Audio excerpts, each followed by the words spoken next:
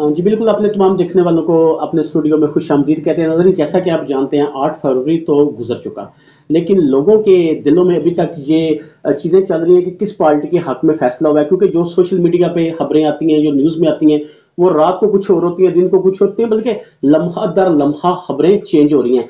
हमारे स्टूडियो में आज जो सीनियर शख्सियत मौजूद हैं, उनका आपको तारुफ़ करवाता चलूँ। चौधरी नसरुल्लाह साहब, सीनियर एडवोकेट खारियाँ, वो मेरे साथ मौजूद हैं, और इसके साथ-साथ 24 न्यूज़ से सैयद तनवीर नकवी साहब, दोनों का ही सहाफ़त से बहुत गहरा तल्लुक है और गुज़श्ता दिनों में शाह साहब भी कवरेज करते रहे हैं और नसरुल्लाह चौधरी साहब ने भी सियासत के हवाले से अपने इलाके पे एक गहरी नज़र रखी। इनसे बातचीत करते हैं और इनका शुक्रिया अदा करते हैं कि आज इन्होंने हमें टाइम दिया। बहुत शुक्रिया। अच्छा शाह साहब, मैं आपकी तरफ आता हूँ। आप मुझे ये बताइएगा कि जो इस वक्त हल्का 62 का रिजल्ट है, वो लोगों के लिए बहुत दर्द-ए-सर बना हुआ है, क्योंकि जो परफॉर्मेंस देखी जाए वो नून लीग की बहुत ज्यादा थी। नून लीग ने वर्क किया, चौधरी आबिद रजा साहब ने वर्क किया, लोगों ने उनके जलसों में शिरकत की, लेकिन जो रिजल्ट अभी तक आ रहे हैं वो उसके बिल्कुल अपोजिट आ रहे हैं। जी बिल्कुल अली, ऐसा ही है कि वर्क जो है उसका तो किसी को शक नहीं है। वर्क भी उन्होंने किया, बड़े बड़े जलसे किए, कैंपेन को भरपूर तरीके से जो है वो उन्होंने चलाया। और उसके बाद जो फॉर्म 45 है वो भी उनके पास तमाम जो इलेक्शन के हुए हैं, तमाम पोलिंग स्टेशन के जो है वो उनके पास मौजूद है। सिर्फ ऐसा हुआ है कि कुछ 7 से 8 जो पोलिंग स्टेशन है उनके रिजल्ट जो है वो अभी बाकी थे। रिजल्ट इसलिए नहीं आए कि वहाँ पर जो है वो पोलिंग हुई नहीं, अमला नहीं पहुँच सका या कोई और वजूहत की वजह से जो है वो पोलिंग ही नहीं हुई। वो जो 7 और 8 पोलिंग स्टेशन है उनमें उनकी वजह से जो है वो इलेक्शन का रिजल्ट जो है वो रोका गया है। और यही वजह है कि आरओ ने जो है वो 2 दिन का टाइम लिया था कि वो जो है वो इलेक्शन कमीशन को इस हवाले से खत लिखेंगे और जो भी आर्डर जो है वो इलेक्शन कमीशन देगा। इसमें 2 हो सकते हैं कि या तो वो जो 7 और 8 हल्के हैं, 7 और 8 पोलिंग स्टेशन है, उन पे जो है वो रीपोलिंग करवाई जाए और उसके बाद रिजल्ट जो है वो कंपाइल करके जो भी उसमें उम्मीदवार सामने आएगा उसका नोटिफिकेशन जो है वो जारी किया जाएगा। या दूसरा ये भी है कि अभी जो उनके पास गिनती मौजूद है, जो आरओ हैं इस हल्का के यानी 62 के, उनके पास जो गिनती मौजूद है उसका जो विनर कैंडिडेट है उसको जो है वो नोटिफिकेशन जो है वो जारी किया जाएगा। इसलिए हल्का NA 62 और PP 28 का रिजल्ट जो है वो रुका हुआ है। जी अच्छा, नसरुल्लाह चौधरी साहब आपकी तरफ आते हैं कि आपसे मेरी इलेक्शन के दिनों में मुलाकात हुई तो आपने मुझे ये कहा कि खामोश वोट बहुत ज्यादा कास्ट होगा। आप क्या समझते हैं पूरे पाकिस्तान में खामोश वोटरों ने अपना रोल अदा किया है? जी बिल्कुल ऐसे ही हुआ है और मैं समझता हूँ कि आज़ाद जो उम्मीदवार कामयाब हुए हैं उनकी इल्हाक चूँकि PTI से था जिस प्रोजेक्ट को बैन किया गया था और तकरीबन हर जिला में हर इलाका में और खारियाँ हद तक देख लें आप कि यहाँ से खारियाँ से तकरीबन काफ़ी हद तक ये क्लीन स्वीप कर दिया उन्होंने। उसकी वजह ये है कि जो नौजवान नस्ल है और ओवरसीज पाकिस्तानी है उन्होंने इस पर बहुत काम किया है। जो बाहर बैठे हैं लोग उन्होंने वहाँ से बैठ के यहाँ लोगों को मोटिवेट किया और घरों से निकाला है, उन्होंने वोट डाले हैं और जिसका आपने देख लिया कि तहसील खारियाँ में ज़्यादातर PTI डोमिनेट रही है। और दूसरी जो शाह साहब ने बात की है बिल्कुल ठीक बात उन्होंने कही है कि इसके जो 7-8 हल्के ऐसे हैं जहाँ इलेक्शन हुई नहीं, वहाँ अमला ही नहीं पहुंच सका, वहाँ के 2 तरीके ऑप्शन हो सकते हैं। 7-8 पोलिंग स्टेशन और पोलिंग स्टेशन से वो ऐसे हो सकता है वो बूथ हैं जिन पे नहीं हुआ इलेक्शन, उसके लिए या तो ये हो सकता है कि तमाम उम्मीदवार मुतफिका तौर पर देख के जो पहले हो चुके हैं उन पर डिपेंड करते हैं, अदरवाइज वहाँ इलेक्शन कराना बड़ा जरूरी होगा।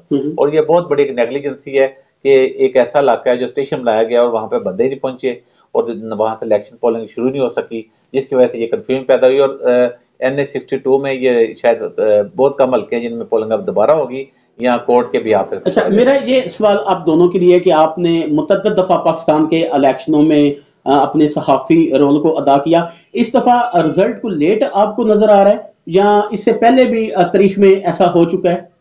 अली चौधरी साहब की इजाज़त से मैं इस पे थोड़ा सी बात करना चाहूँगा कि ये मैं आम समझ रहे हैं हुकूमत जो है वो कहती है कि हमने जो है वो सिक्योरिटी थ्रेट्स जो है उनके पेश नज़र मोबाइल की सर्विस बंद की, नेट की सर्विस बंद की, इसकी वजह से जो है वो 2 नुकसान हो चुके इलेक्शन वाले दिन। एक तो मुतअद्दिद जो मैंने बताया आपको 7 या 8 पोलिंग स्टेशन, उनमें इसी वजह से अमला पहुंच ही नहीं सका या कोई जगह ऐसी है जहाँ पे अमला देर से पहुंचा तो वहाँ के जो लोग हैं उन्होंने मुतफिका तौर पे बाइकाट किया और वोट कास्ट नहीं किए। और ये मिस कम्युनिकेशन जो थी, मिस हैंडलिंग जो थी वो उस तरह हुआ है कि राब्ते नहीं थे, जिसकी वजह से ये वोट जो है वो कास्ट नहीं हो सके, हमला नहीं पहुंच सका या हमला लेट पहुंचा से। लेकिन ये जरूर है कि इलेक्शन कमीशन के इंतजाम जो साहब इस दफा जो है वो सही नहीं थे। अच्छा, मुझे ये बताएं कि कहा जाता है कि पीटीआई ने अपनी अंडर 90 टीम को खिलाया है, उनकी जो अपनी ओरिजिनल टीम है वो नहीं खेली, तो आप क्या समझते हैं कि मुल्क के अंदर जो यूथ की एक चेंज थी वो आपको इस इलेक्शन में नजर आई है? अच्छा, सबसे पहली बात तो ये है कि जैसे नकवी साहब कह रहे थे ना, ये बहुत बड़ा ब्लंडर किया गया जो सर्विस बंद कर दी गई है, और गवर्नमेंट की कंफ्यूजन इसमें इस तरह वादा होती है कि उन्होंने पहले एक दिन कहा था कि ये बंद नहीं की जाएगी, और इसका इतना नुकसान हुआ है कि आप सोच भी नहीं सकते। और खास तौर पर हुकूमती पार्टी को, मुस्लिम लीग नून को इसका बहुत ज्यादा नुकसान हुआ है कि जो लोगों ने इस बुनियाद पे थे कि उसी दिन जाकर देखेंगे वोट, क्योंकि पीटीआई वालों ने तो एक दिन पहले इंतजाम कर लिया था, हफ्ता पहले कर लिया था, लेकिन ये उनको बहुत नुकसान पहुंचा है।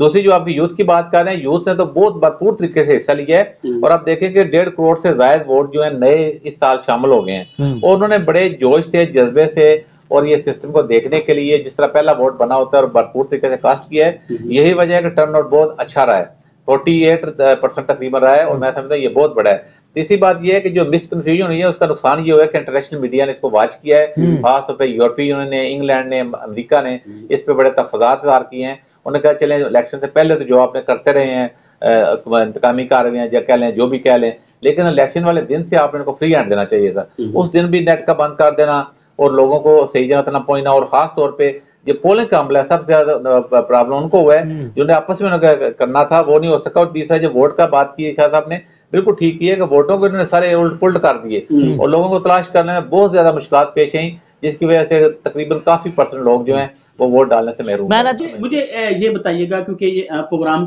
के आखिर पे मैं ये आपसे पूछना चाहता हूँ, जो इस वक्त मुल्क पाकिस्तान की कंडीशन है, हमने मुश्किल से मुल्क जो है वो मैनेज हो रहा है, इतना पैसा लगा, इलेक्शन हुए हैं, इस वक्त क्या पार्टियां अपने अपने रिजल्ट को मानेगी या फिर एक दफा अदालतों के चक्कर होंगे, दोबारा गिनती होगी और ये सिलसिला चलता रहेगा? अली भाई, इस वाले से सबसे ज्यादा जो बदनाम हुआ है ना हमारा डिस्ट्रिक्ट हुआ है, जहाँ के टोटली रिजल्ट तब्दील कर दिए गए हैं।